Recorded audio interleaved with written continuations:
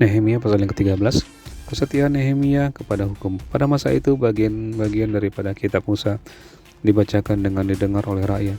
Didapati tertulis dalam kitab itu bahwa ada orang Ammon dan orang Moab tidak boleh masuk ke jemaah Allah untuk selamanya, karena mereka tidak menyongsong orang Israel dengan roti dan air, malah mengupah Bileam melawan orang Israel supaya dikutukinya. Tetapi Allah kami mengubah kutuk itu menjadi berkat. Ketika mereka mendengar pembacaan Taurat itu, mereka memisahkan semua peranakan dari orang Israel. Tetapi sebelum masa itu, Imam Eliasib yang diangkat untuk mengawasi bilik-bilik rumah Allah kami dan yang mempunyai hubungan erat dengan Tobia menyediakan sebuah bilik besar bagi Tobia itu. Sebelumnya orang membawa ke bilik itu korban sajian, kemenyan, perkakas-perkakas, dan persembahan persepuluhan daripada gandum, anggur, dan minyak yang menjadi hak orang-orang Lewi, para penyanyi dan para menunggu pintu gerbang, dan persembahan khusus bagi para imam. Ketika peristiwa itu terjadi, aku tidak ada di Yerusalem, karena pada tahun ke-32 pemerintahan Artasasta, Raja Babel, aku pergi menghadap raja, tetapi sesudah beberapa waktu aku minta izin dari raja untuk pergi. Lalu aku tiba di Yerusalem dan melihat kejahatan yang dibuat Eliasib untuk keuntungan Tobia. Sebab bagi Tobia ini telah disediakannya sebuah bilik di pelataran rumah Allah.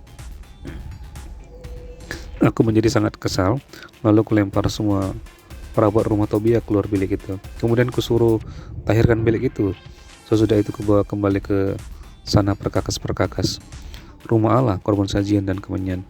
Juga aku dapati bahwa sumbangan-sumbangan bagi orang-orang Lewi tidak pernah diberikan, sehingga orang-orang Lewi dan para penyanyi yang bertugas masing-masing lari ke ladangnya.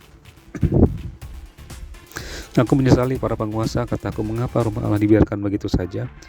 Lalu kukumpulkan orang-orang Lewi itu dan kukembalikan pada tempatnya. Maka seluruh orang Yehuda membawa lagi persembahan persepuluhan daripada gandum, anggur, dan minyak ke perbendaharaan.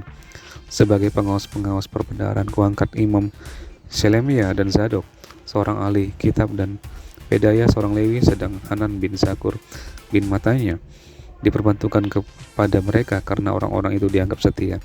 Mereka diserahi tugas untuk mengurus pembagian kepada saudara-saudara mereka. Ya Allahku, ingatlah kepadaku karena hal itu, dan janganlah hapuskan segala perbuatan bakti yang telah kulakukan terhadap rumah Allahku dan segala pelayanan dalamnya.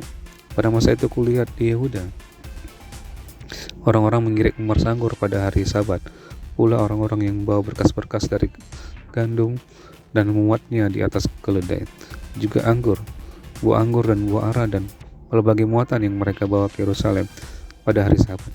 Aku memperingatkan mereka ketika mereka menjual bahan-bahan makanan. Juga orang Tirus yang tinggal di situ membawa ikan dan berbagai barang dagangan dan menjual itu kepada orang-orang Yehuda pada hari Sabat, bahkan di Yerusalem. Lalu aku menyesali pemuka-pemuka orang Yehuda, kataku kepada mereka, kejahatan apa yang kamu lakukan ini dengan melanggar kekudusan hari Sabat? Bukankah nenek moyangmu telah berbuat demikian, sehingga Allah kita mendatangkan seluruh malapetaka atas kita dan atas kota ini? Apakah kamu bermaksud memperbesar murka yang menimpa Israel dengan melanggar kekudusan hari Sabat? Kalau saudara mengeremang di pintu gerbang Yerusalem menjelang hari Sabat, kusuruh tutup pintu-pintu dan kuperintahkan supaya jangan dibuka sampai lewat hari Sabat. Dan aku tempatkan beberapa orang dari anak buahku di pintu-pintu gerbang supaya tidak ada muatan yang masuk pada hari Sabat. Tetapi orang-orang yang berdagang dan berjualan rupa-rupa barang itu kemudian bermalam juga di luar tembok Yerusalem dua kali. Lalu aku memperingatkan mereka, kataku, mengapa kamu bermalam di depan tembok? Kalau kamu berbuat itu sekali lagi akan kukenakan tanganku kepadamu. Sejak waktu itu mereka tidak datang lagi pada hari Sabat. Juga kusuruh orang-orang Lewi mentahirkan dirinya dan datang menjaga pintu-pintu gerbang untuk menguduskan hari Sabat. Ya Allahku, ingatlah kepadaku juga karena hal itu, dan sayangilah aku menurut kasih setiamu yang besar. Pada masa itu juga kulihat bahwa beberapa orang Yahudi memperistri perempuan-perempuan Asdod, perempuan-perempuan Ammon, atau perempuan-perempuan Moab. Sebagian dari anak-anak mereka berbicara bahasa Asdod atau bahasa bangsa lain itu dan tidak tahu berbicara bahasa Yahudi. Aku menyesali mereka, kukutuki mereka, dan beberapa orang di antara mereka kupukuli dan kucabut rambutnya, dan kusuruh mereka bersumpah demi Allah demikian, jangan sekali-sekali kamu serahkan anak-anak perempuanmu kepada anak-anak laki-laki mereka, atau mengambil anak-anak perempuan mereka sebagai istri untuk anak laki-lakimu atau untuk dirimu sendiri. Bukankah Salomo, Raja Israel, telah berbuat dosa karena hal semacam itu? Walaupun di antara begitu banyak bangsa tidak ada seorang raja seperti dia yang dikasihi Allahnya dan diangkat oleh Allah itu dan menjadi raja seluruh Israel, namun dia pun terbawa ke dalam dosa oleh perempuan-perempuan asing itu.